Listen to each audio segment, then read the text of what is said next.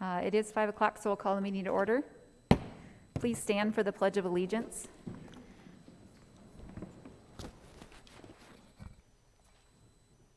Pledge allegiance to the flag of the United States of America and to the republic for which it stands, one nation, under God, indivisible, with liberty and justice for all.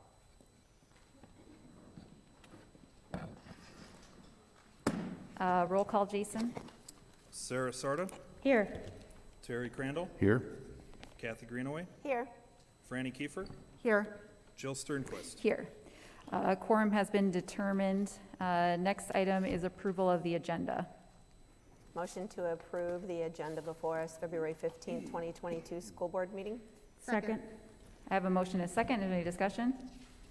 Roll call, Jason. Greenaway, Yes. Kiefer, Yes. Crandall, Yes. Sarda, Yes. Sternquist. Yes. Next, I have approval of minutes. I make a motion to approve the minutes of the January 10th, 2002 regular school board meeting before Second. us. I have a motion and a second. Any discussion? Roll call, Jason. Sarda, Yes. Greenaway, Yes. Crandall, Yes. Kiefer, Yes.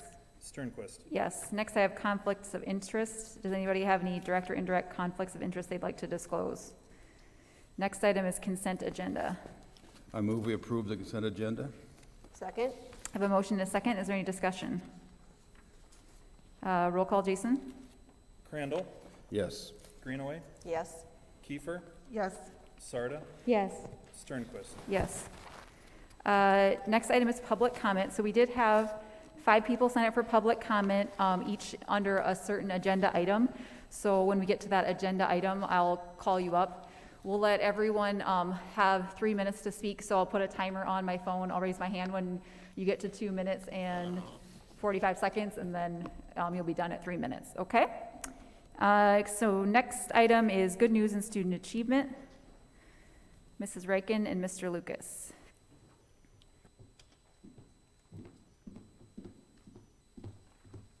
Good evening. So I have a few pictures to show you. The main item is the new music room, but I have a couple of things to show you before that. So the first picture is of our student council.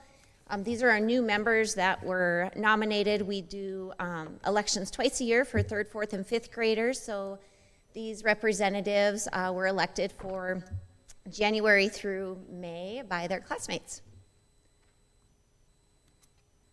Let's see, I can't see that very well. So, Scripps Spelling Bee for, I would say probably about the last 5 or 6 years, our students have the opportunity to participate in the real Scripps Spelling Bee, the one that you actually see on ESPN2. So we actually, I think I probably counted 22 students who were courageous enough to get up in front of their peers and parents. We held this in the gym for our Scripps Spelling Bee, and those 3 winners, 1st, 2nd, and 3rd place, had the opportunity to advance to the regional competition. 2 of them went to Vermilion, and 1 of them went to Sioux Falls last weekend. Some of you may have seen this on social media, but Trenton is one of our junior K students and really had practically a brand new library at home of mainly board books, which all of us parents in the audience know are pretty expensive. So it was time to clean out his bookshelf, his mom said. So he donated all of those books that he's displaying to our library, which is a huge addition because, as we all know, we have all of our preschool and junior K kids at Webster. So donated them all. So Mrs. Cheddar, our librarian aide, is ecstatic, and all of the kids will reap those benefits. Webster staff once again participated in our annual sack packing event. So we did this, usually we do it in December. I think we did it in January this year, packed nearly 400 sack packs for the community. Handwriting celebrities. So we have started this the last few years. 1 student from kinder through 5th grade are selected and announced and just kind of get the red carpet treatment. Their handwriting gets hung up. So these were one of the months, I think this was January, handwriting celebrities. And now on to the much awaited news of our new music room. So we'll just give you a little reminder that this has been our temporary space, yes, for music, yes, in a corner of the gym since August. So this is what we looked like. This is a pretty cool picture out at the SEMT building of 2 of our building trades classes under the direction of Brett Johnson teaches that. They began building this outbuilding for us. It's a cute little house. If you haven't driven by Webster School, you need to. It's on the east side of our building. Started this in August, and it was delivered in January. So Mr. Johnson had this idea. We brought the 3rd, 4th, and 5th graders out because how often do you see a house getting moved across town? So here we are patiently waiting for their new music room to arrive. And here it came right down Mulberry. So this was exciting for our kids. Maybe Mr. Johnson and I and Mrs. Leader were most excited, but yeah, this is what it looked like coming down the street. This was pretty neat, and I guess I just can't say enough about, how proud these YHS students were. So this is just a few of them on your left that you're looking at. I think out of just those few, there were 3 Webster students who helped. And then this is my friend Nicholas. He doesn't look excited, but he really was. So Nicholas is a Webster alum, went to Webster since junior kindergarten, and he's a senior this year. He was in one of the building trade classes. He was, throughout all of Webster School, Mr. Hymas's right-hand man. So Mr. Hymas was our former custodian, and he would stay after school and help him because he wanted to, not as a punishment. And one year when Nicholas was probably maybe a 4th or 5th grader, he finally told us, that black door is so scary for little kids. And so he and his grandpa decided to make that sign that still hangs there. So I had to bring him in and make him pose for a picture. I think it says Webster School Rocks on it. He thought that would dress it up and not make it so scary to the little kids. And so Jim Reinhardt and our maintenance staff, then after the house was delivered, several things had to be done, but one of the things was putting this ramp and rail on there. So we got that completed last week, and take a look. This is what it looks like. Once again, sits on the east side of our building. Today, if you flip to the next one, was our first day of class, ironically, in the new building. So the picture on the left was the very first class who got to use the new music building, which is a junior K classroom. So we got to test it out today. Mrs. Leader wants you to know it will look much better after she's had time. We just literally moved her yesterday. And then this is just a little picture. Yes, our kids have to walk back and forth, but you would have thought they were going to Disney World today. Like we get to go to the new music room. They knew it. So this is 2 classes, one leaving and one going. Any questions? That was awesome to see the whole process unfold. Yeah, thank you. Hey, Mrs. Ryken, do you remember the cost that we were looking at before we did this? Was it like 135 or 140,000 to buy one? Some of them were, and we even looked, I think that one, didn't we end up finding in Illinois or somewhere? We were going to have to go far away, kind of sight unseen. We looked into renting or leasing, plus we would have had to transport here. The costs were crazy. Yeah, and I think in the end, Jason, do you know what we have in this? Is it? I'm sorry, I didn't look beforehand. I'm sitting here going, I should have looked, but I didn't. I'm sorry. I feel like it's around. I would say as an estimate, probably around 60. Yeah. All in with moving costs and everything. So pretty good bargain for what we're getting for it. And it is sharp. I mean, honestly, if you get the chance to drive by, it looks like a neat little home. It has a nice roof on it.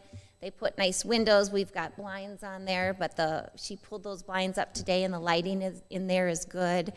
I think of many schools that may have some outbuildings that were emergency types of things. They needed them there, maybe a mobile unit or something. This looks really official and very professional. Mr. Johnson has much to be proud of.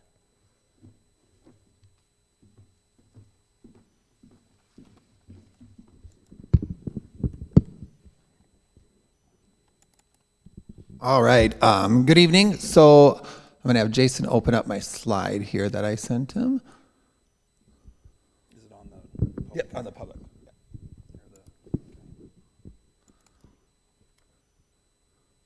All right, so the first thing I'm going to talk about is we just at Stewart went through a responsive classroom review where the company came out that did the training with us and observed throughout the classroom for a day, went into everyone's classroom, looking to see that we were using that responsive classroom model in the classroom. The responsive classroom model has 4 domains. It works on engaging academics with students, building a positive community, developmentally responsive teaching, and then effective classroom management are all things that they talked about. Some things we've done at Stewart with our staff to train them on this. The first semester we've done professional development where staff came in 2 times a month in the morning and we working on that morning meeting. How are you going to build that community in your classroom to make sure that each and every student in that classroom feels like part of the classroom? So that was our main focus first semester. Fun to watch and go in and see the kids work on their greetings. They do pair share things in the morning. One day I went in and then they had to check in at the end of the day with their pair share person. So the kid came down from first grade to talk to me in my classroom, asked me how my day was going in the office. So it's kind of fun to see that connection they're starting to make throughout the building. Second semester, what we're doing with our staff, we're doing a Power of Words book study. So our staff is reading that book. We meet twice a month. We discuss the chapters that we read, and it's really working on changing our wording with kids and how wording makes a difference with those kids instead of being too wordy, breaking it down to small little pieces so those kids understand and making them feel like part of the classroom. So that's our professional development we're doing there. The next part here, Stewart, I'm just going to go this way. Stewart was the first one to pilot the Boys and Girls Club tutoring. So we started in October. It's kind of been a process of learning as we go. When we first started it, we started with teachers referring students with concerns that might have concerns in math or reading where they thought that those students attending Stewart could use that extra help after school. Currently, right now, we have a lead teacher and a teaching assistant from the Boys and Girls Club that's working with that, part of the 21st Century Grant. At Stewart, we right now have 16 kids total participating in the program. 5 of them are second graders, 4 are third graders, 2 are fourth graders, and 5 are fifth graders. It takes place after school. They come down to the lunchroom and they use Lucas's Learning Lounge as well. And they're working on math skills, working on homework help, and then when they get done with that, they do some intervention pieces as well that they've aligned with our curriculum that we use at the school district for the students. So they're hearing that same content, language, and everything as well. This is broken into 2 groups. There's a second and third grade group and then a third and fourth grade group. So they use part of the lunchroom and then part are on the stage, and then they flip halfway through. So it's been fun to see the progress and the excitement that the kids have in being part of this program, and we're excited because we're going to be branching out to Webster here in the near future. So that program will be going there, and our goal is we'll have it at all 4 elementaries here, just slowly branching out to each one. And then the last thing for good news, when we got our Promethean panels installed, I decided to get creative with my morning announcements. So we've started doing live morning announcements. So in the morning, the kids come down, they feel like they're on the news doing a presentation. So in each classroom, I have pictures of students that were down in the multipurpose room with me, and each classroom joins via Zoom. So they pull it up on their Promethean board, the students up on the Promethean board. At that time, they give a morning greeting, they go through the flag pledge as a whole building. They talk about what date it is, what the birthdays are, what the lunch menu is, who the recess supervisors are. They demonstrate the Boys Town social skill. We talk about what activities and fine arts activities are taking place in the school district. And then at the end, they get to pick a joke that they get to read to the kids. So it's been fun to see. The joke books have become very popular in the library now for kids to check out since we've started doing that. So any questions you guys have for me? Thank you. Sorry. Next we have School Finance 101. So we'll have Mr. Forbes come up to give the presentation, and then we'll have the public comment. Oh, sorry, I skipped ahead. My problem. Okay, my bad. We're on curriculum and technology. So Mrs. Valnez and Mrs. Davison are going to present, and then we'll have a public comment. Hi, my name is Allie Davison. I am the elementary technology integrationist. And Nicole Valnes, our curriculum director, and I have come together to spotlight a different curriculum or technology used throughout the district. This month, our spotlight is on title reading. Mrs. Valnes wasn't able to be here tonight, so Mrs. Riken will be available after the video plays for any questions.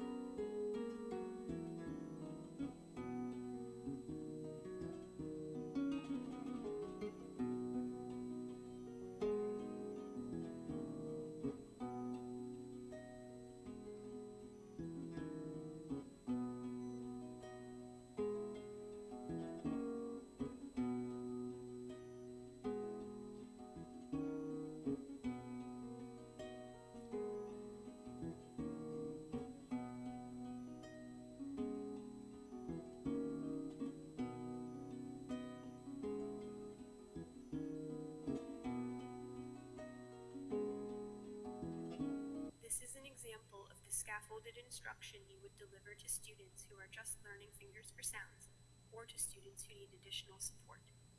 Here is our word, snap. What word did I say? That's right, I said snap. Segment the word snap with your fingers. S, n, a, p, snap. As students become familiar with this activity, you may begin to release your scaffolds.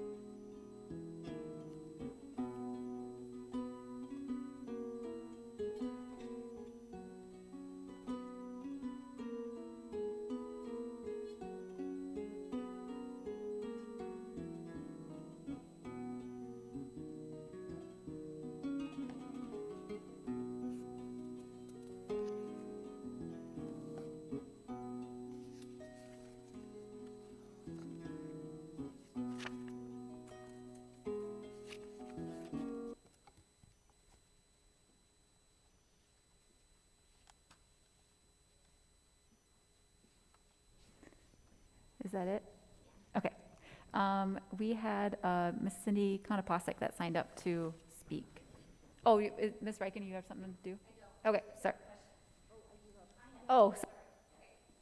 Cindy, we're going to hold on just a second for you to talk so we can have a couple questions, okay? And then we'll have you talk. We're going to hang on. There's a couple questions for her, and then we'll have you talk, okay?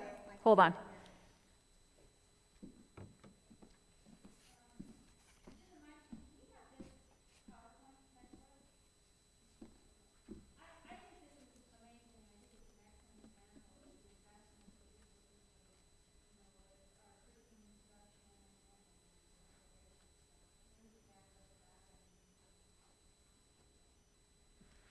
And then I was just wondering, how long have these resources been online and accessible outside of the classroom or the school day for students? For Flyleaf, Franny, is that what you're talking about? I think they've been available throughout the year. We just started using them this year, so I think through ClassLink they've been available all year. Excellent, thank you. Cindy, you're up.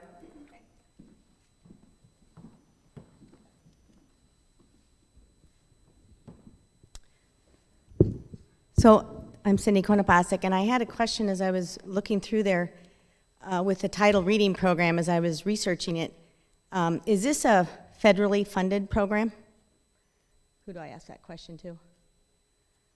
You. Yes? It's a federally funded program.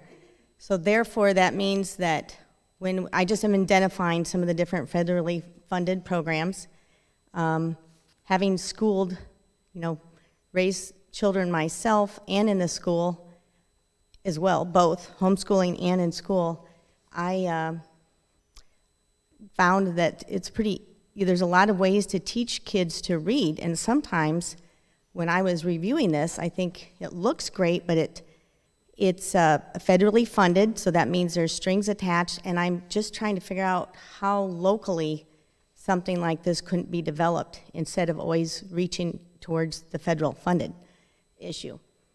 With that, I'm going to just say Terry Crandall and Sarah Sarda, you will be voted out.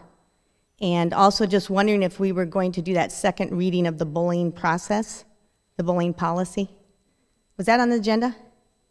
That's not on the agenda tonight. That was, yeah, when we had our meeting last month, it was supposed to be, that was the first reading. Yeah, and since that time, I've kind of witnessed the process of the bullying policy in effect, and it seems like it's really lacking when people go through that process and they are not able to make a meeting. It just gets dropped, and there you go. That's the bullying policy in work. So I was just curious, it was on the agenda, and how we were able to follow up with that. We'll have to have a second reading. It's not on this agenda, but. Oh, it's going to be on the next month's agenda? Yeah? Okay, perfect. Thank you. Okay, next item is School Finance 101, and now we'll have Mr. Forbes come to the podium.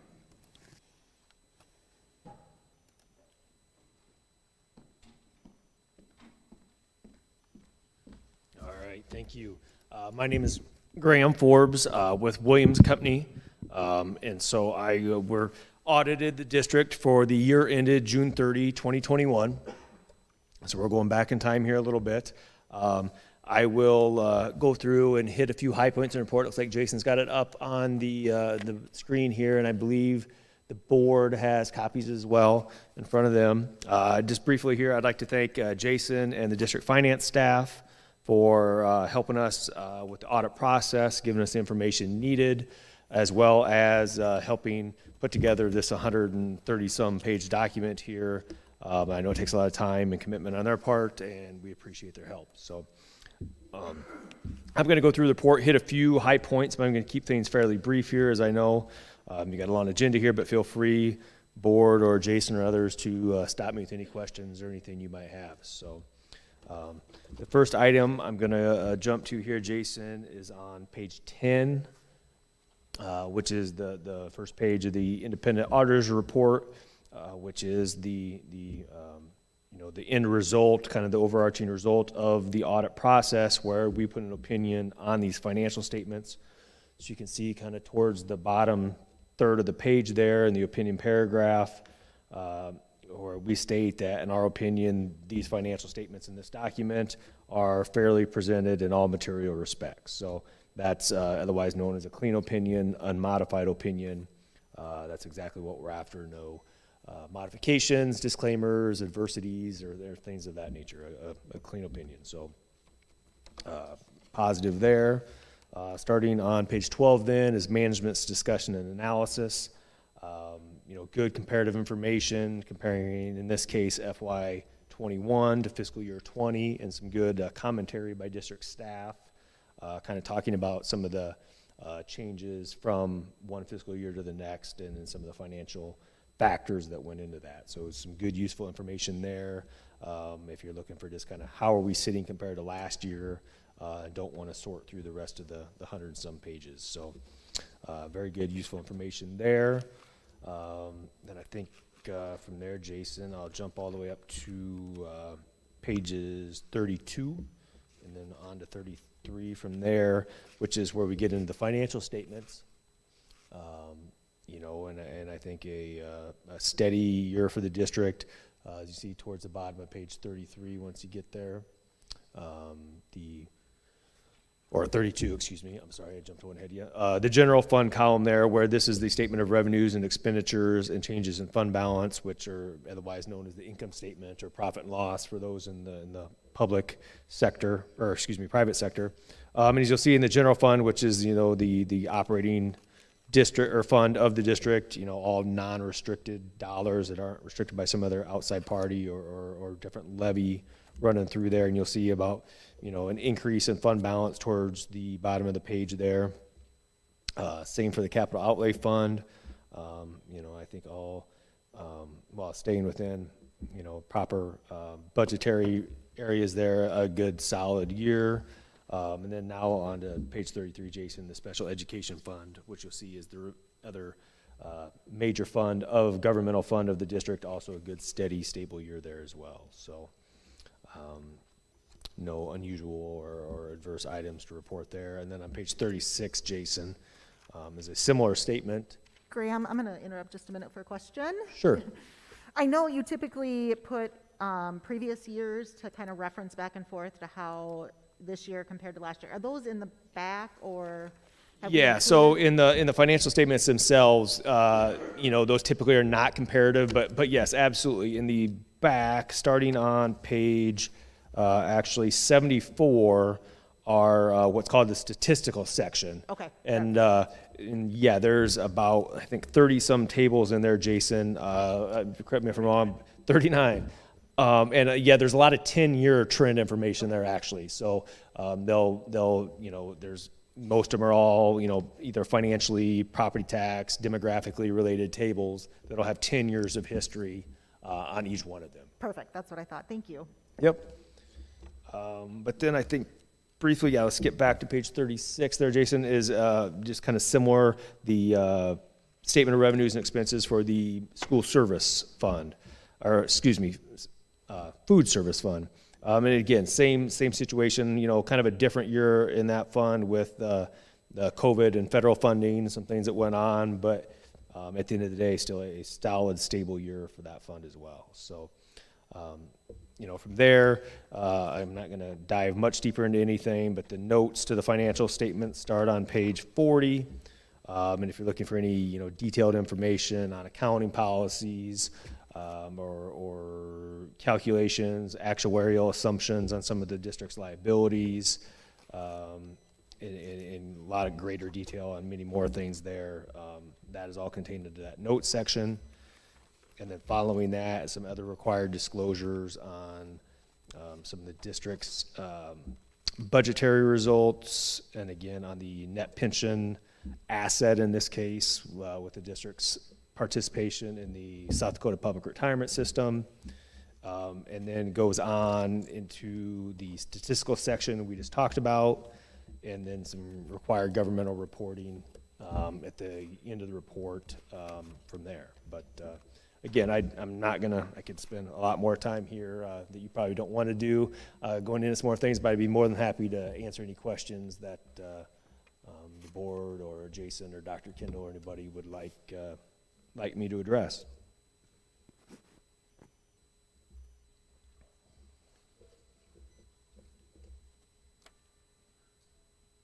I'll just make a quick comment. I want to thank Graham and his staff. I mean, the audit process is, I'd like to believe, a well-oiled machine. We've been doing it long enough, but it's a very lengthy process, as the board is well aware. We start that process each year with an annual engagement in May, and then we begin data collection and exchanging files along with some preliminary, basically the detailed financials of the school district to start the prep work, and we wrap up the audit in this year, February, for last year. So literally we'll have a couple of weeks off and we'll start fiscal 22 audit process. So I'm gonna probably be in Tahiti if anybody's looking for me, just enjoy some time off. But I wanna acknowledge Dr. Olson, who's not here tonight. I think she's streaming. Every year she tells me how boring I am giving these reports. So Graham and I talked and he gave the report tonight, and I'm hopeful that she's pleased instead of having to listen to me go through all this stuff. So a little change of pace. Just a quick question. Is the majority of all this done now online where you don't actually have to physically come in? Are we able to upload or Zoom or whatnot? So are you on site much? Both. With COVID, of course, that changed a lot of stuff for us. And, in this day and age, we can do a lot of that stuff by file exchange and by a secure portal, and we do that. And it's a constant exchange of data, but there is still a certain component that requires on-site because there is certain testing. We're looking at vouchers, we're looking at certain schedules and personnel files and all kinds of stuff that you just can't really do very efficiently remotely. So I think this year we had probably 3.5 days on site, but everything else has been conducted by portal exchange and email, and yeah, it's a lot. Kind of piggybacking on that, Jason or Graham, can you address the CAFR, not necessarily responsible to do this, but it's something that we do in due diligence and good faith? Yeah, I can touch on that. The CAFR, and it's now referred to as the Annual Comprehensive Financial Report, so they changed the acronym on that. But it was started by my predecessor, Dick Unruh, back in 2003, and we are the only school that does this level of reporting, which is far and away exceeds what's required. And the value to the school, and there's a transparency component certainly, but I'll tell you that when we've issued debt in the past, there's a process to issuing debt to secure a rating from the bond underwriting or the rating agencies. And it's called a rating call, and you literally would jump on a phone call, and then they would ask for all this financial data about the school district, demographics and enrollment statistics, financial condition, assessed valuation, tax levy structure. All of that kind of information then is submitted to these rating agencies, and they give you a rating, to which then, of course, affects your cost of borrowing. So when we did that, the first time I was involved with financing in this school district, I had that rating call, and I submitted the CAFR, and that rating call took about 10 minutes. In my previous school, in my previous experience, that rating call took me about 2.5 hours. So there's value there, certainly. This isn't something I especially look forward to producing every year, but the hard work's been done. We've got the historical information, and credit to Dick Unruh for taking the legwork and getting all of that stuff established. So now my challenge is to keep up with the changes. That is probably far and away the single hardest thing with my job, is keeping up with changes in the federal. It's just crazy how much more tracking and more accountability and more cost that the audits have been increased because of the requirements. Yeah, and I think maybe just one thing I'd add to that is there's certain segments that are required by state and federal requirements, probably which would be a big 80% of this document within the statistical section being the items that are part of that annual financial report, previously known as the CAFR, that again do definitely have some value to the users, bonding agencies, and those forth. And also to your point, Jason, with this year was a good example with the increase in federal dollars, the compliance testing on my end, as well as just the work and process the district has to go through to ensure compliance with the requirements of those dollars is always increasing, it seems like, from year to year for sure. So. One more follow-up on that, just for some perspective on the financing. When you do have the depth of a financial statement like we have, it did save our last financing effort about 50 basis points in interest rates, which equates to very real savings when you're talking when a typical building project. So definitely value in doing all of this work, and we see it, and we'll see it again someday if the district does do future borrowing. One last question, if I can. Do you see anything, Graham, out there? I know regulations change and accounting practices change and reporting and recording and reallocation. Do you see anything coming on the standards that has changed that might impact us coming forward as far as reporting? Yeah, there's been a few things. There was one change, and it was noted here. There was a new government accounting standards statement that changed the way the district.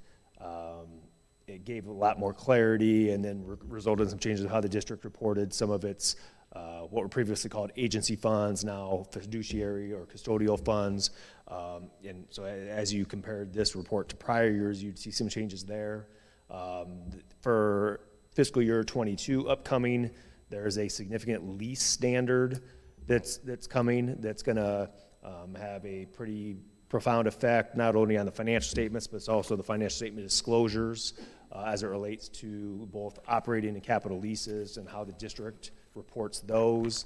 And a few years out, there's a significant project coming on revenue recognition and the reporting model that are also in the works by the Government Accounting Standards Board as well. So those both are a little farther out, but could have some pretty significant changes to kind of what this document looks like potentially, and certainly some of the revenue recognition procedures and policies that are in play as well. So yeah, the Government Accounting Standards Board has been very, very busy the last 5 or 10 years here. So Understand. Thank you. yep. Graham, are there 2 or 3 things that you can share with us that the district has done really well? And then are there some things that we need to work on? I mean, as far as, I think one that I kind of already pointed out, Dr. Kendall, is the district did see, as well as most every other government in the country, a significant amount of federal funds flowing through to them here over the last 18 or so months, or almost 2 years now, I guess. And I think, one thing, I guess, that you won't see, but it is a positive, is any findings related to how those federal dollars are spent. As I noted earlier, there's a large quantity of compliance requirements that come with each of those federal dollars and the way that they may be spent.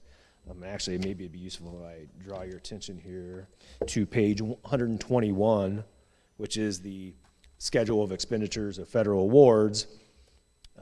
That's page 121, Jason. But what that shows is that the district, for the 12 months ended June 30, spent a little over $5.4 million federal dollars. And as Jason's still getting there here, and then not only is that the total, but then as you can see, as that's broken down by about 12 different line items, that federal assistance listing number, each one of those federal programs or assistance listing numbers has different compliance requirements that comes with them and different uses for which they may be used. And so as you flip back in here, there's a summary page, but it shows that the district had no federal non-compliance or federal internal control weaknesses. So I think that's definitely a positive, especially considering the increase in dollars spent, and with several of those being new programs to the district that bring with them, as I noted, new and different compliance requirements. So I think that's positive. One, that the district stayed in compliance, and two, the increase in dollars, I'm sure, has been a benefit to the district as well. Beyond that, I think, Dr. Kendall, the only thing is, as I pointed out earlier too, the general fund as well as the food service fund, both showed solid years, which I think, with the state that the local governments as well as the national government in, I think very positive as well. So, as far as issues, no, nothing that would be noteworthy or reportable that would come to mind.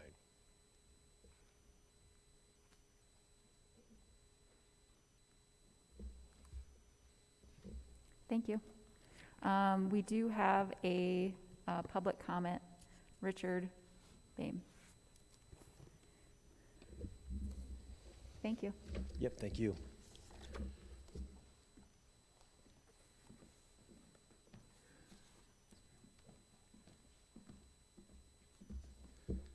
My name is Richard Dame, and I wanted to start, Jason, I sure don't envy you, but I do imagine the position you're in to have to do all this work, but look very good. Good job.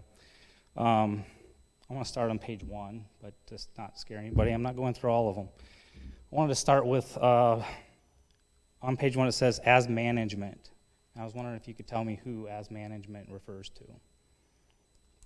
That would be me as a business Just, manager. just you? Okay, because it's mentioned a few times throughout, and it talks. Let me clarify, myself and Dr. Kendall. Okay. Because it talks about the management and internal audits and stuff, so that's why I wanted clarification on that. It says, too, that the district acknowledges that their internal control structure, due to limited personnel, does not provide an appropriate level of segregation of duties. And again, as you are very busy, I'm sure, that'll come into play later here with some of the questions I have.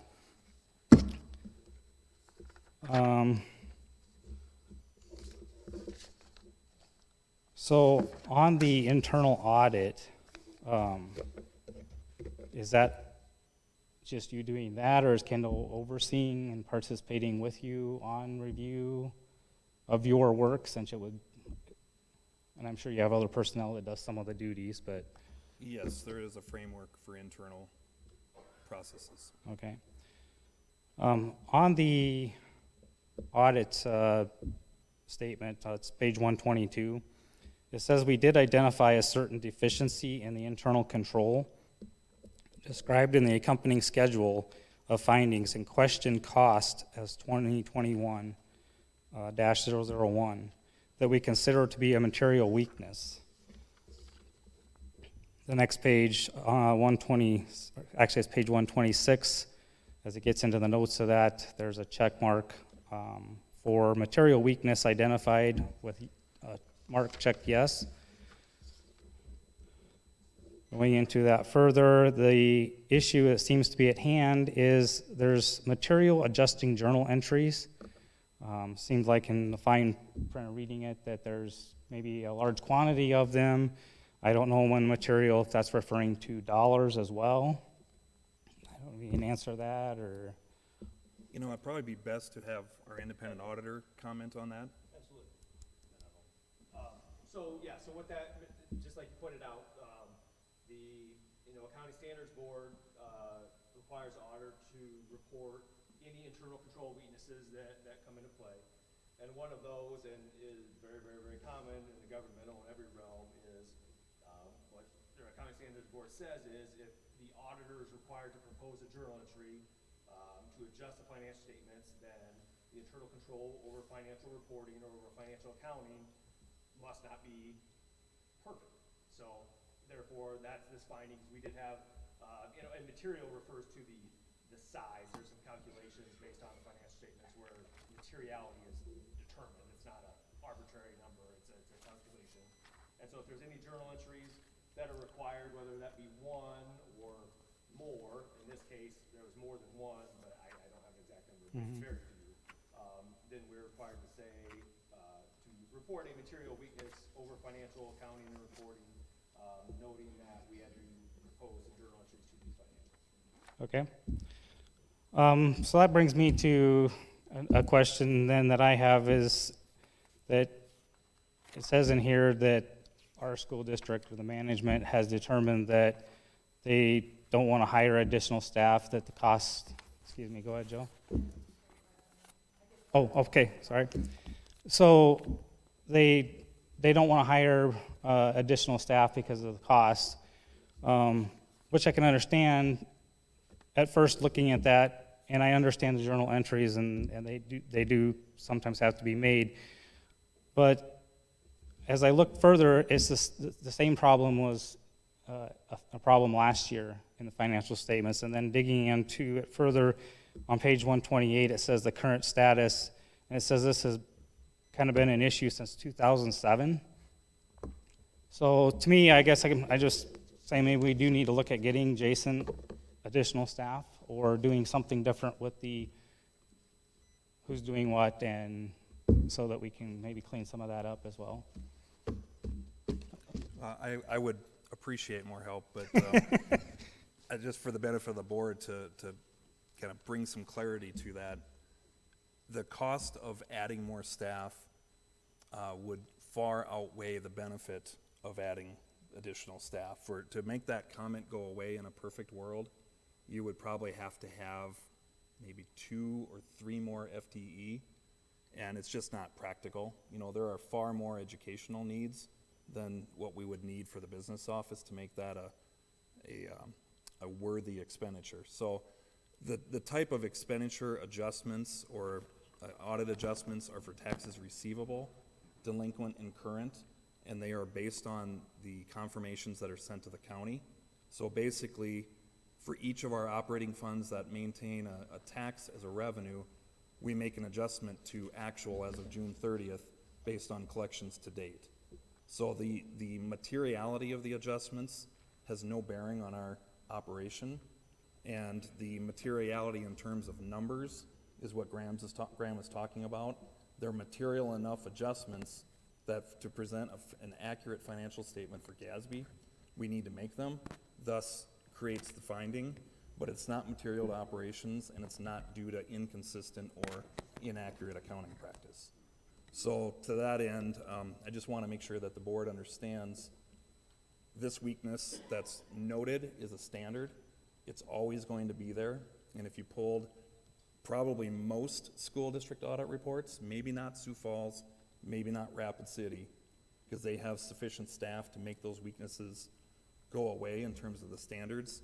Everybody else has that same finding. So the state acknowledges it, the Department of Legislative Audit accepts the fact that it doesn't make sense to add more staff, but I appreciate the sentiment. I would welcome that conversation if anybody wants to have it, but Well, and the other thing I was, know where it's at. what it said the segregation of duties too. I didn't know if that's something that needs to be cleaned up in terms of somebody having all a related. Yeah, it's- responsibility that's more specific to. Yeah, we provide helping. what are called compensating controls to make sure that we have, you know, in theory, that I can't initiate a transaction, audit the transaction, write the check, reconcile the bank statement. There are people that are there are people involved in every step of that workflow so that I can't run it through start to finish. And that's one of the things that every check written to me or to Dr. Kindle is audited. I don't even touch deposits as an example for cash controls. I mean, there's pages and pages of notes to our financial statements that segregate out what our duties are. So Okay. we have compensating controls, and we make do with what we have. All right. Any other questions? Thank you. Follow up from Jason, just to tag on that. Not only do you see that probably in other school districts in this state, but for all the other boards that I serve on as well, that we end up doing an audit. It is almost a general statement that occurs in every audit that comes through. More so just in a perfect world, if you had one person that was responsible for being able to do that one control, that is probably what they would love to be able to see. But in 14 years of having that report come to me, I don't think I've missed seeing that in any one. But what I do have confidence in is the cross-training that we do with the employees, the segregation of duties that we have, so that one person that is requesting the check isn't also doing every single thing along that line to be able to issue that check. So we do have the checks and balances in place.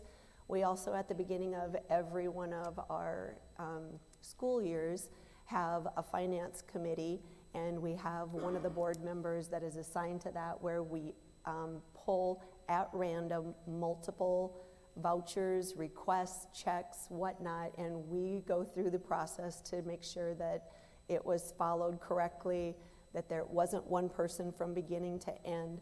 So I just kind of wanted to have that clarity and just those comments as well too. I appreciate that. To share with you. I appreciate that.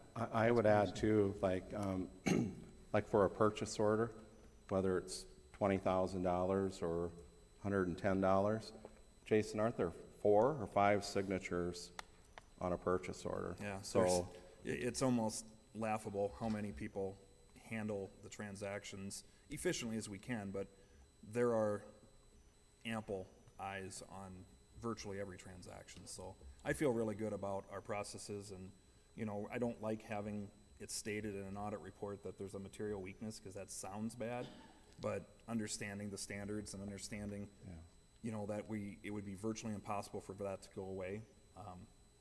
And then Graham, maybe Williams and Company, you do hundreds of these.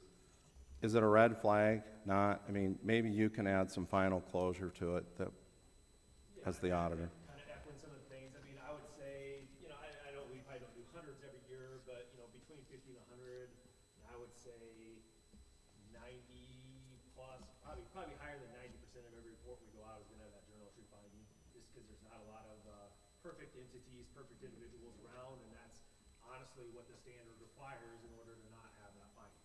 I'd say probably 95%. I mean, if we have one or two that go out a year without that finding, that's a lot. You know, Okay. and you know, I guess the other thing, you know, the cost benefit, I would agree, even if you did hire 2 people, Jason, I mean, there'd still be no guarantee that something couldn't slip through the cracks. I mean, in 130 pages, there's a lot of information in there, a lot of transactions, a lot of new accounting standards, so, you know, there'd really be no guarantee even with 1, 2 more FTEs that finding would go away. I'm hearing Graham say 3 or 4, Dr. Kendall. That's. I don't think that's going to make the final board minutes, but. Thank you. Thank you. This is an action item, so I would ask for a motion. I'll make a motion to approve the audit report as presented.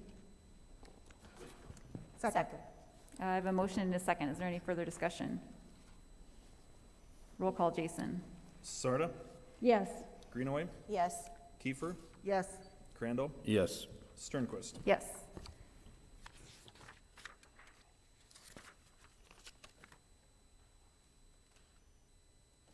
Next item is masking. So we did have 3 people sign up for this item. So I'll start with Travis Arns.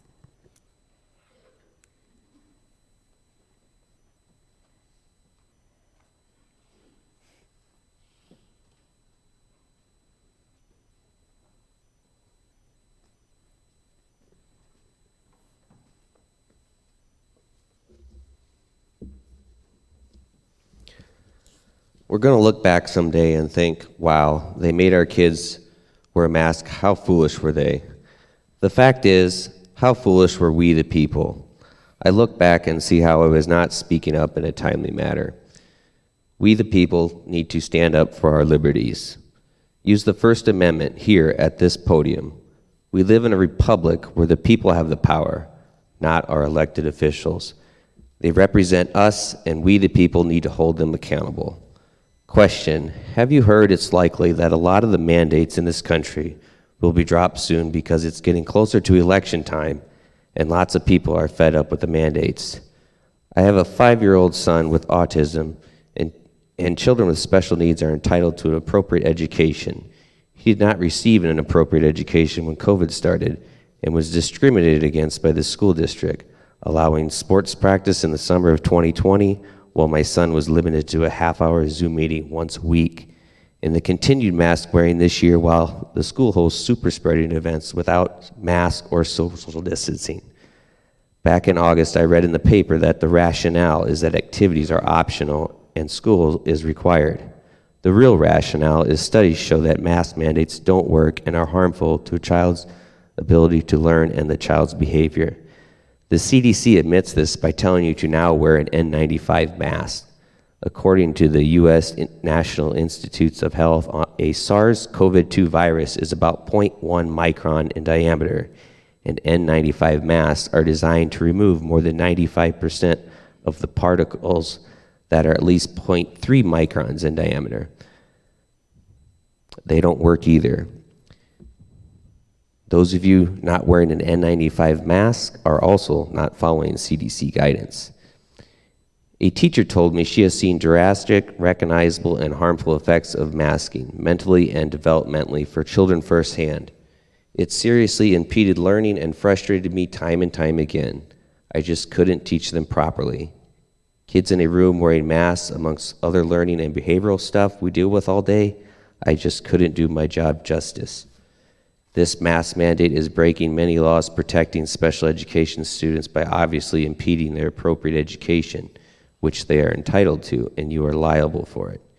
You are not a part of my son's IEP team. I am. Please remove this mask mandate and let his wonderful teachers do this job.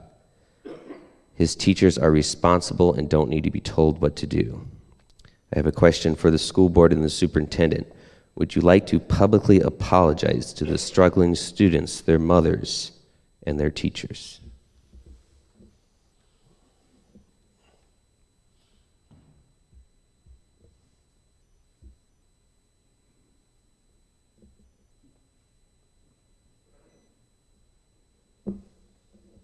Thank you. Next, we have Stacy Nichols.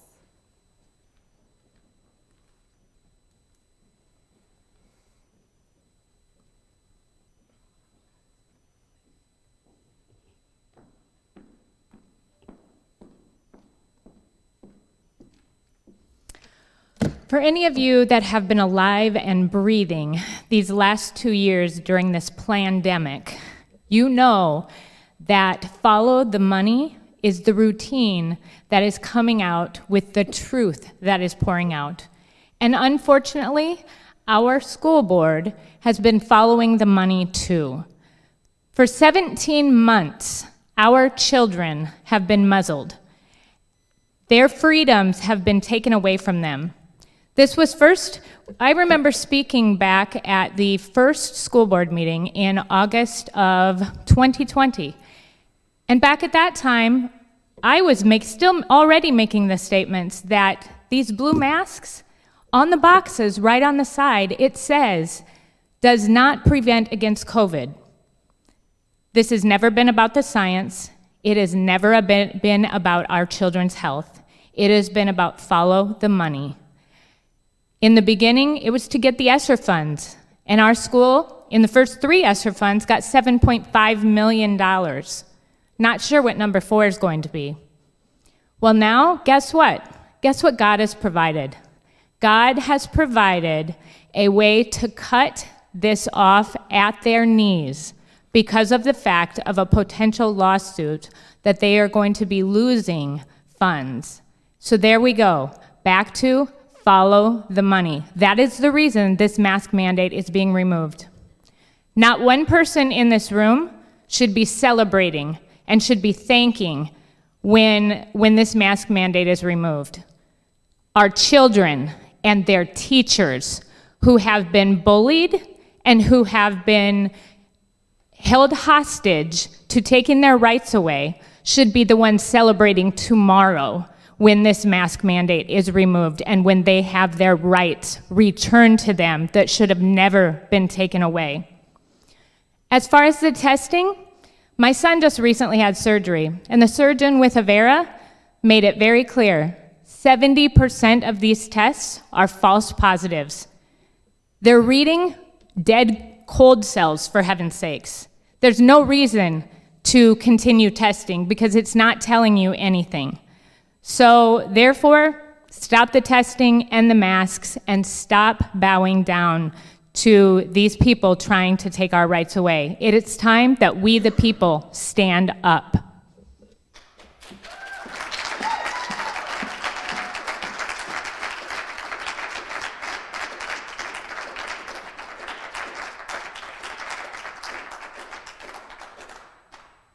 Next, we have Mr. Guy Stone.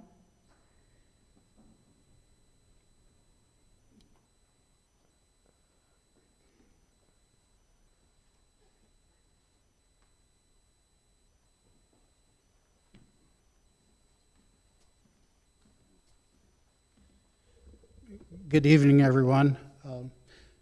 I want to just talk a little bit about philosophy first. I want to talk about the Constitution of the United States. The genius of that document is it's the first governmental document that was developed solely to protect the rights of the individual. So when you hold an office or a position where you swear to or affirm to uphold the Constitution, you should be upholding the rights of individuals. So in my mind, a mandate is at odds with the Constitution, just out of hand. If you feel that things are so dire that you have to override the Constitution, it seems to me there should be very good reasons.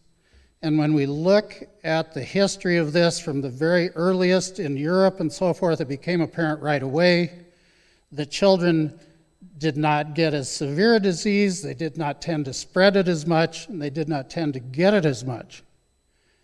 As the time has gone by, and the variations have changed, I think children do get it more often now, but it's much less severe. So when we look at this, you want to say, okay, what does this cost and what do we gain?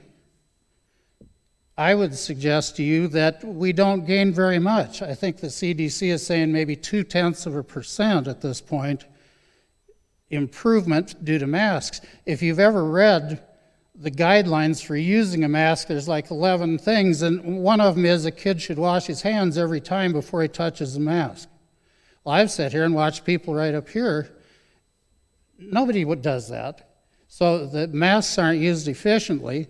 On the other hand, physiologically, sociologically, psychologically, there's harm being done to the kids in every step of the way.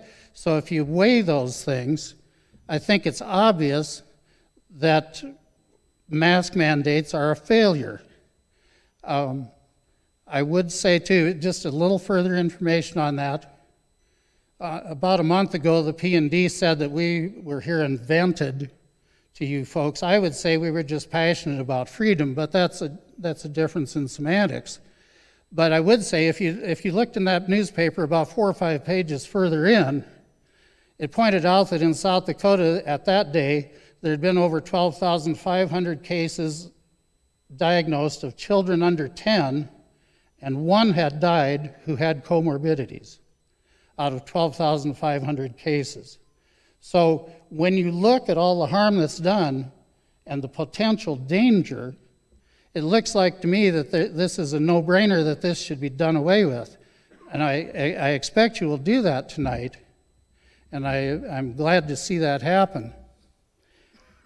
Off my soapbox for a minute, the other thing I wanted to talk to you about is this. I've come for about a year to these meetings, and I've never seen a discussion up here. You guys, I'm sure, have reasons for what you do. Why can't you be transparent with the public about the reasons for why you vote the way you do? It seems like, to me, in a democracy, that's the least you could do. And I appreciate your time.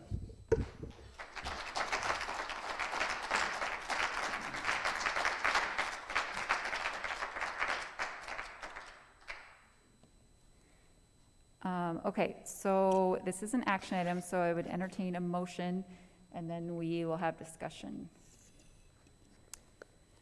I'll make the motion then to recommend ending the mandatory masking in the district beginning on Wednesday, February 16th.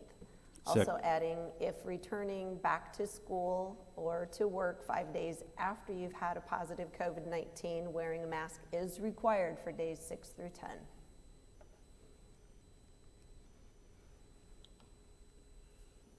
Do you have a second? Second. Discussion. I have a few comments to make. One would be, I have a little bit of concern about this requirement that when students come back from school after testing positive with COVID within 5 days, that they must wear a mask for additional 5 days. I'm not sure we know which students those people are necessarily, how we necessarily administer that from classroom to classroom in the hallway and so forth. And given the number of people that are testing at home and showing positive at home, but not necessarily letting us know, we have a number of students in the school already who probably are COVID positive that we have no idea about. So we're discriminating from those who tell us about it and those who don't tell us about it. So I think the administration of that particular part of the motion is probably hard to administer. So I do have that issue. And I want to just say a few things about some things that I've heard. Now, I've been living in this town for 42 years now, and it's, it seems like a long time, and in my long lifetime, maybe it's not so long, but for many it's a lifetime. And we're all neighbors, we're all friends, or at least acquaintances, and we've known each other, throughout our actions and throughout what we've done in our professional lives, in our personal lives, in our civic lives. And the thing we've got to understand here is that we're just people up here. We're no greater or no worse than you all in the audience. And the decisions we make, or the decisions I make, I can't speak for everybody in this board.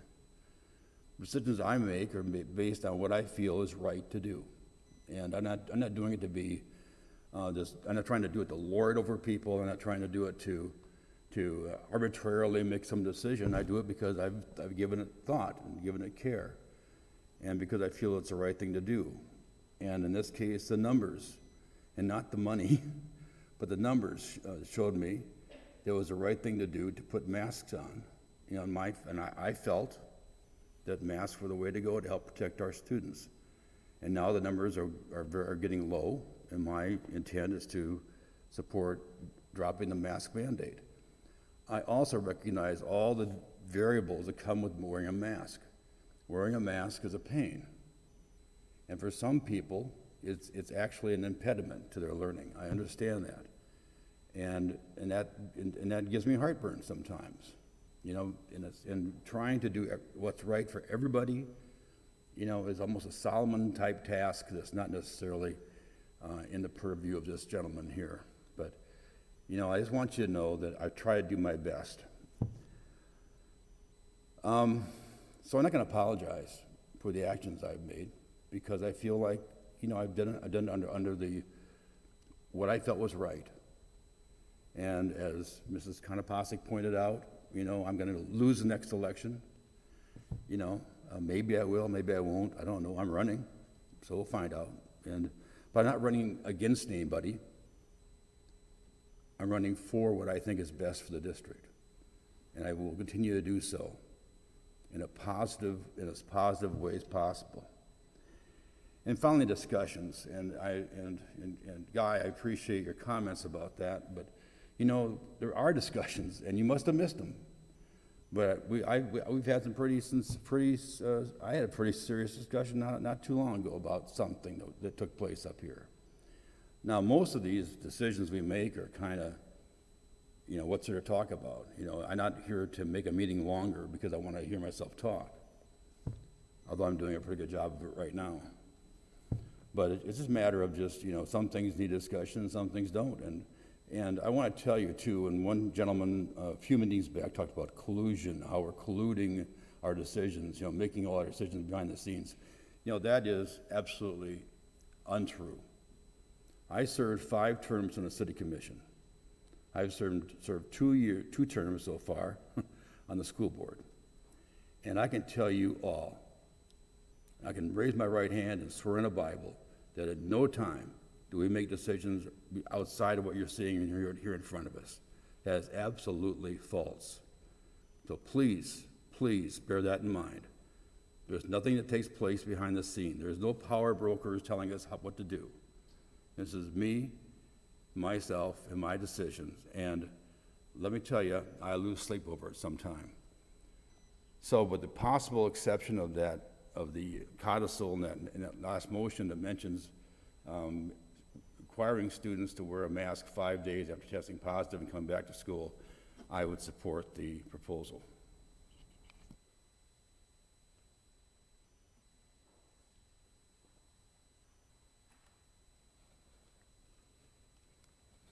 I'm going to share a few things as well, kind of following up Mr. Crandall. I think the last 2 years have been extremely rough for all of us, or for most of us. I know myself never thought I would find myself in a position to be making decisions this politically heated. But I am. Nope, I'm going to leave it on. Thank you, though. I'm an elected official. Last summer, we kind of started to feel some normalcy come back, and I was hopeful that we could make it through the school year with no masks. But a couple weeks in, we saw increased numbers, and we met, and we voted, and I voted to put that mask mandate in place because I thought it was the best thing to do for the safety of our students, and I would do it again. I support the decision I made, and I think it has been great for us in the long run. 2 reasons I voted for that mask mandate were the numbers we were seeing and the lack of vaccination for the majority of our students. And as Mr. Crandall mentioned, the numbers are going down. We have access to vaccinations, whether you choose to or not, for all of our students age 5 and up.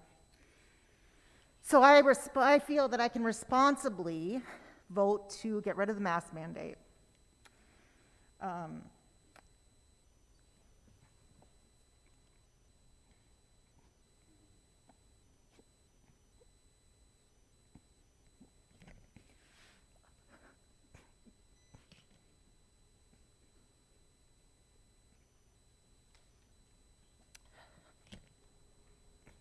I am proud to serve the Yankton School Board, and I am proud to be part of the Yankton School District. I am proud to serve with these 4 people up here. We all bring a lot of diversity and experiences, and we are doing the best we can. I am proud of this school district, and I want to get back to the positive things. I want to get back to talking about our free preschool and our innovative internship programs, and how we are a leader in the state and our high test scores. And I want to talk about the amazing staff we have and the high quality education that every student has access to every day. I'm proud to be part of the Yankton School District, and I'm proud to serve with these 4 individuals. Excuse me for the emotions, but that's all I have to say.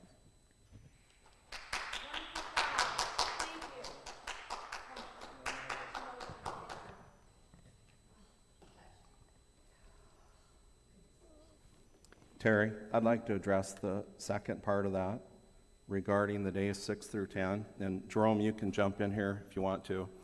So, you know, the days 6 through 10 for masking comes from the Department of Health. And if we have a staff member or a student that contracts COVID, they're to be home for 5 days, and then they can return to school or work in days 6 through 10, but they have to wear a mask. And that's where that came from. You're right, there is some difficulty in tracking it because we rely upon the parents to report that, and that's what they've been doing all school year, is reporting. And frankly, our parents have done a really, really good job with reporting the cases. That's the information that I use when I report at the end of the week.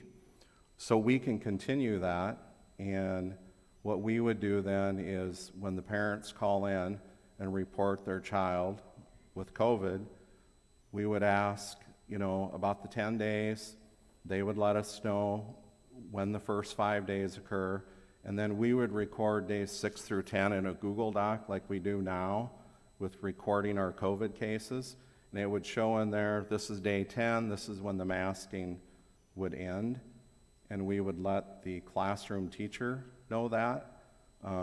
We think that's important for them to know if there's a positive case in the class. So that's how we would track it. It's not perfect, but it is just relying upon our parents to report like they've done, and they've done a very good job. Jerome, do you have anything else to add?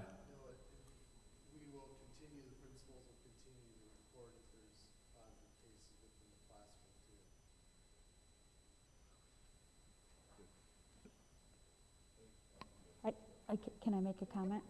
Okay. First of all, I don't know if I can say much more than Terry and Franny, and thank you, because I think they're articulating so much of, I think, what I know I'm feeling. A couple things I want to say is that it's hard.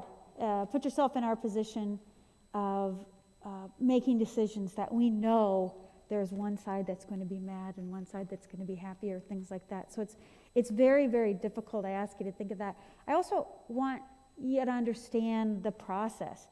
It is illegal for any of us, more than 2 of us, to ever have a conversation. We cannot. Things are given to us prior. We do our homework. We're given good information to make decisions.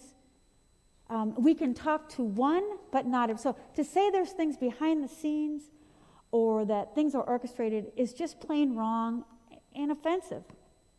And speaking of offensive, it's very hard when our faith is attacked or that we're put in a position that why we're making decisions is about money and following the money. Make it clear we get ESSER funds whether or not we have masking. It has nothing to do with it. Masking is completely separate. And much like Terry, this is my third term. I've served 9 years on the school board, and my husband has been a longtime city commissioner who just retired for, I think he was on it 13 years. And we sit and talk to each other and say, when people say we're in the pockets or that being a leader, we're getting something out of it, it's a joke. It just doesn't happen in our community, or we haven't seen it. So I don't want you to think that money is driving those things, and you understand the process. Understand you have a right to say whatever you want to say, and we appreciate it and want to hear. But we don't necessarily have the right to come back and say those things. So I want to say that much like Franny already articulated, when we went into the school year, what was important to me, if you look back at the votes, is when we did vote on masking, that we made it clear about when we wouldn't have masking. I didn't think we'd go into the second semester with masking, quite frankly. But the numbers and the spikes were happening. And so I think I just want you to know we're making the decision based on numbers, and thank God that those numbers are declining. And we can make a decision. So I just want you to know it's about the information we're given, the research, that kind of thing. And there is, it's been difficult as far as even leaving the house and wondering who thinks this way and who thinks that way. And I'm just trying to serve and to do that. And that's the bottom line. Thank you. Kathy, did you want to? Do you have any comments? I did already. Oh, sorry. Okay, I'm last then. So, when all this started 2 years ago, Dr. Kindle made a recommendation that we form a health board to help us make these decisions, because obviously everything coming out was new to everyone. And so we wanted to have the most informed people giving us the information that we had. And I think that was probably the smartest thing we did. And I know a lot of people don't necessarily believe COVID's a thing, and and if you don't believe that masks work or you don't believe vaccines work, then sometimes believing doctors and nurses and that kind of thing it doesn't make any sense. So I think that was the best thing we could have done. Now, I agree with these guys in the fact that we haven't ever made any decisions based on money. Honestly, we were just trying to access the people that knew the most about it, and ask them what they really thought.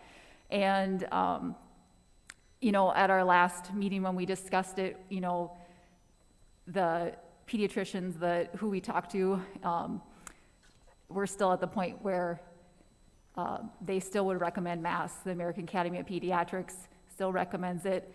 Nothing has changed with that, and we're still in high spread. So, based on the information from the people that know the most about it, and I'm not talking about myself, I'm going to vote no.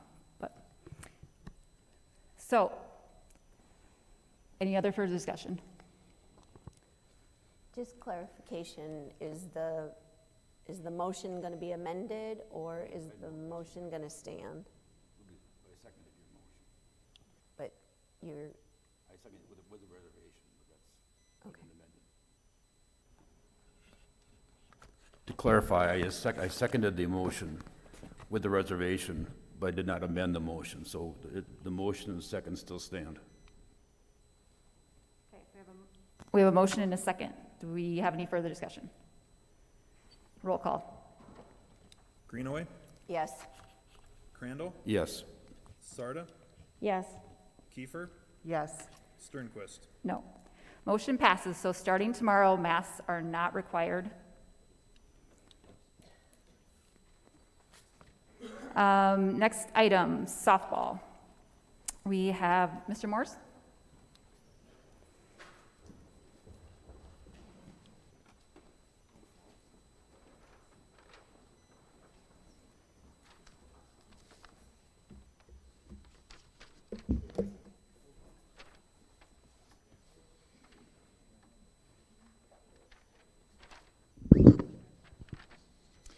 Good evening, everyone. It's fun to get up here and talk about something that hopefully everybody can grasp their hands around and support. So I'm excited to talk about the opportunity in the Yankton School District to potentially add softball as one of our school-sanctioned sports.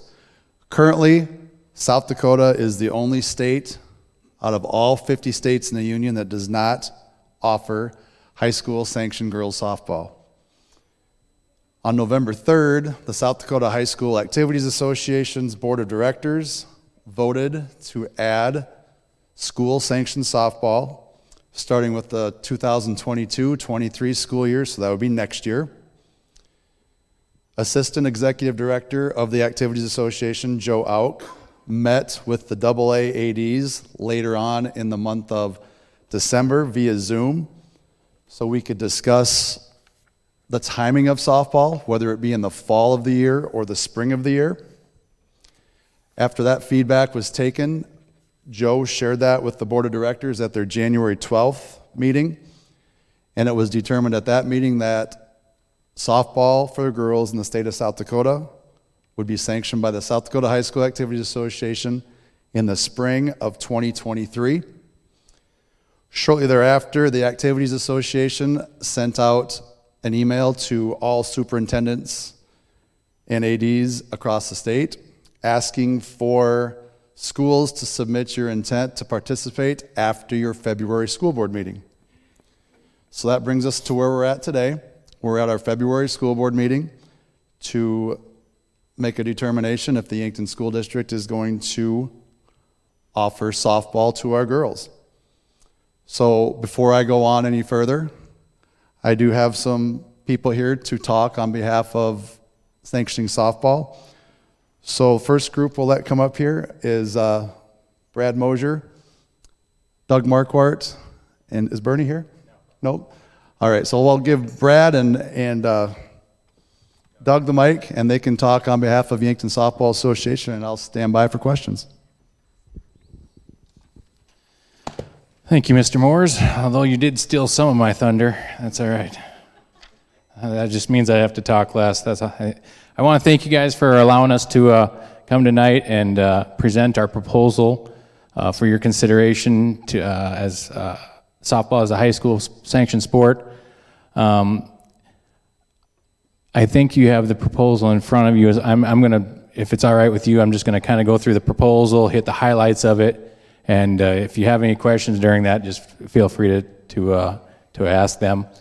Part of the history of South Dakota, or history of softball in Yankton, I don't know if everybody knows this, but the softball is basically comprised of two organizations in Yankton. There's the Yankton Girls Softball Association, and then there's a Yankton School Club Softball, which is basically the organization which would most represent a high school sanctioned activity. With those two, back in 2000 is when the club softball program began, and that's where Bernie would have come in tonight. Unfortunately, he wasn't feeling well. Bernie was one of the first original guys or people that spearheaded the softball club program. Last year, I think between varsity, junior varsity, and middle school teams, there was approximately 50 girls that participated in that. As far as YGSA, we became a nonprofit in 2017.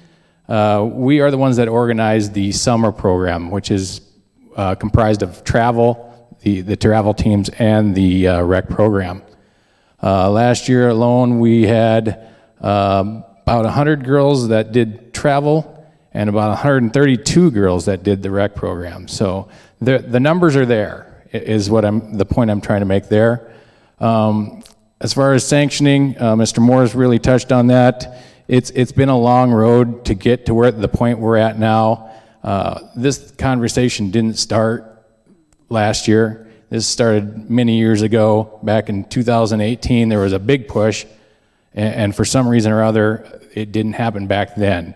I'm so happy to see that the conversation was brought back up, was discussed, and we're here making decisions like this tonight.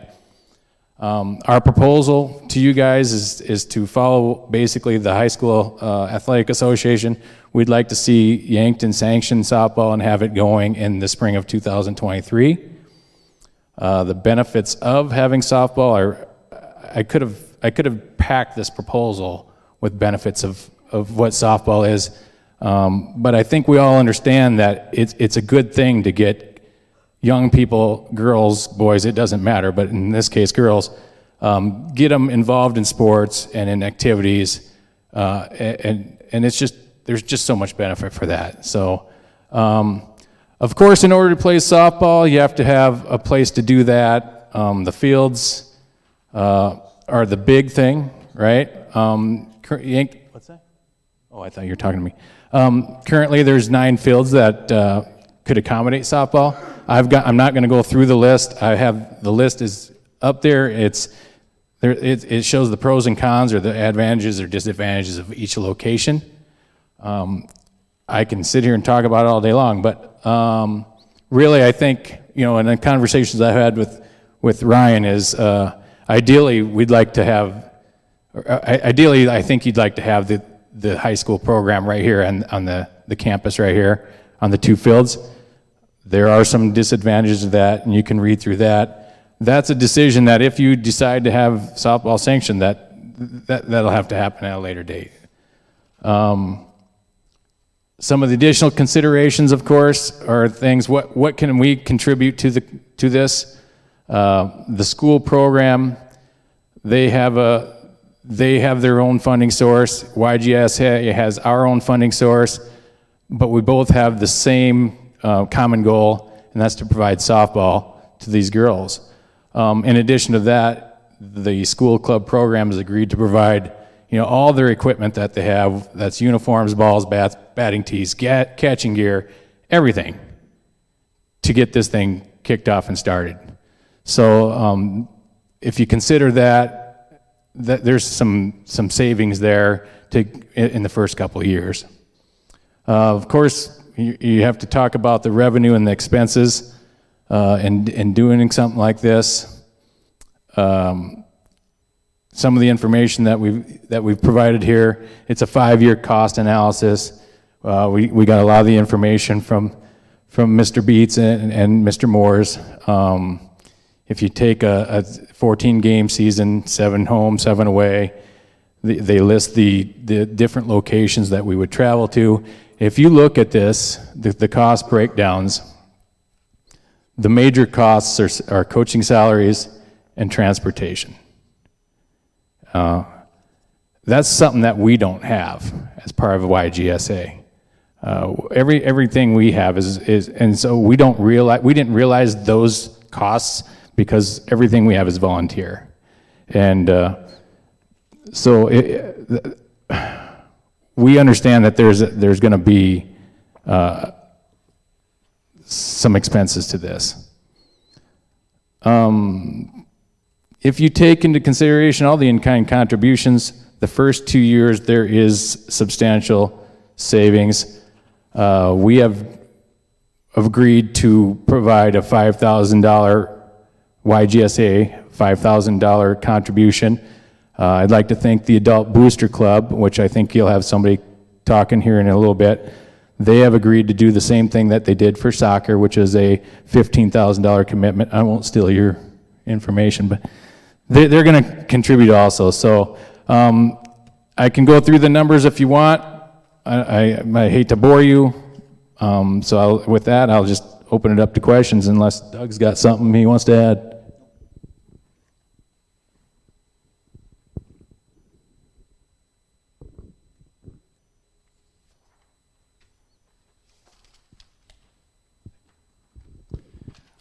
All right, I will let April Hansen come up and speak next. She's going to speak on behalf of the Booster Club. Good evening, thank you. On behalf of the Booster Club, we are proud to support the sanctioning of softball by the Yankton School District. To help offset the cost, the Booster Club is donating $15,000. It'll be $5,000 per year for 3 years. Thank you.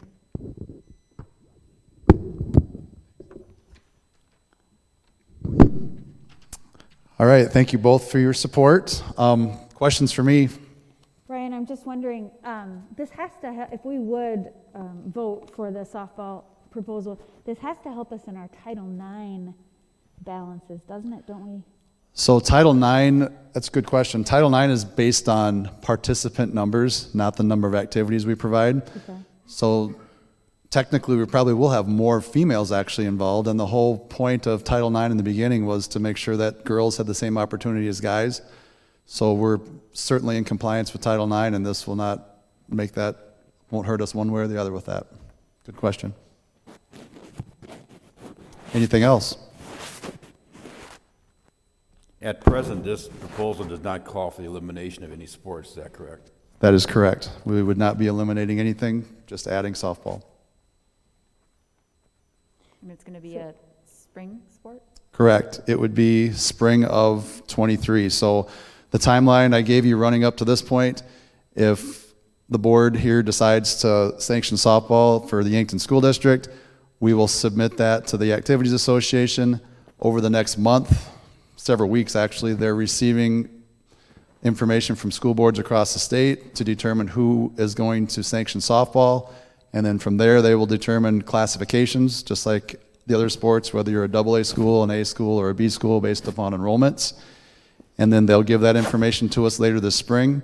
And then I would expect by April or so, the schools that do have softball will get together to build softball schedules for the spring of 2023. Do we have enough facilities for storage, all the things that are needed? I know that we say, oh, this isn't going to cost us anything, and then, oh, we need a shed here, or we need this, and those are true costs. Where are we with that? So as far as where we're going to store stuff, that is still to be determined. We have storage space here at Yankton High School that we could manage. We've got a large garage out behind Williams Field that's painted red out here. If you've seen that, there's room we can put things in there. So we do have room to store stuff. Obviously, softball equipment's going to take up space, whether it's bats, helmets, catcher's equipment, etc.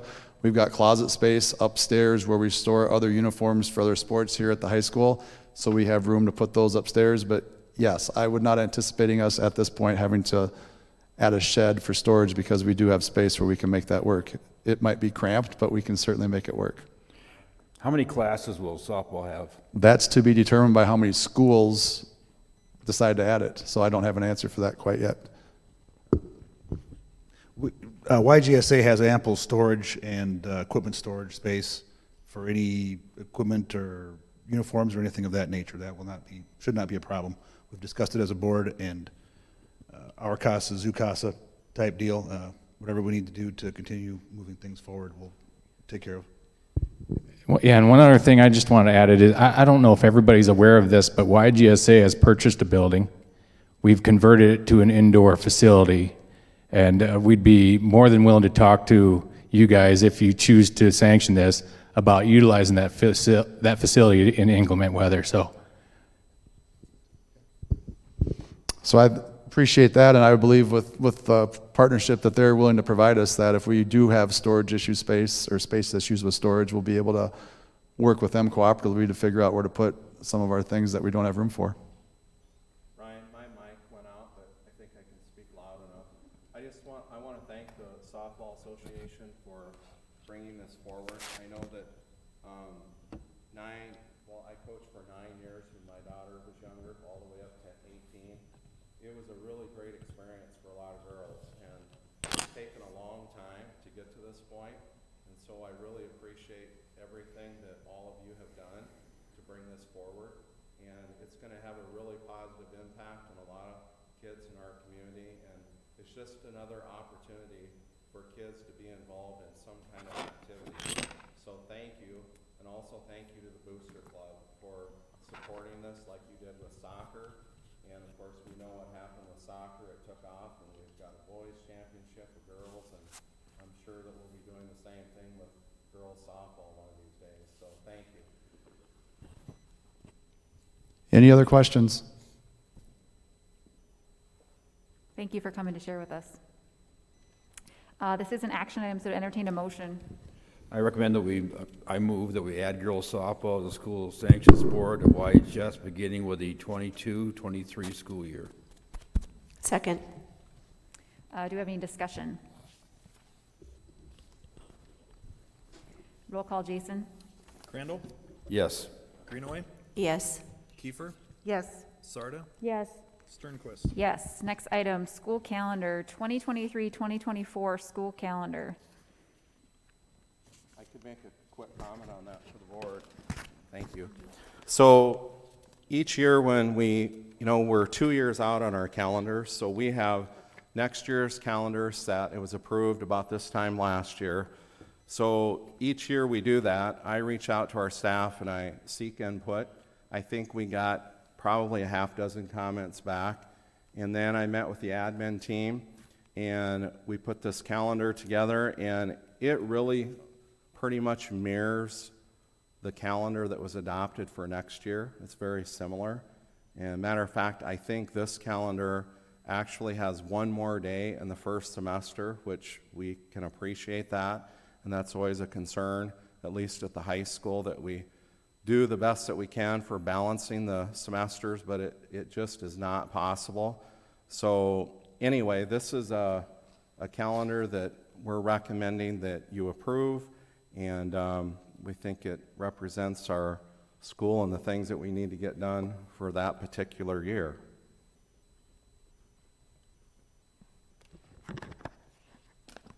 Wayne, this calendar still puts us in excess of what we're expected to have in hours in the classroom, doesn't it? Absolutely, yes. So this is an action item, so to entertain a motion. I'll make a motion to approve the 2023-2024 school calendar recommended by school administration. Second. Do you have any discussion? Roll call, Jason? Sarda? Yes. Greenaway? Yes. Crandall? Yes. Kiefer? Yes. Sternquist? Yes. Next, we have set special meeting date. So we need to set a special meeting date to review the draft facilities task force recommendations.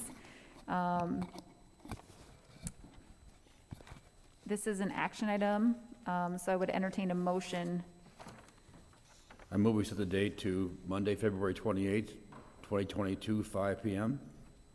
Does it say where that'd be at?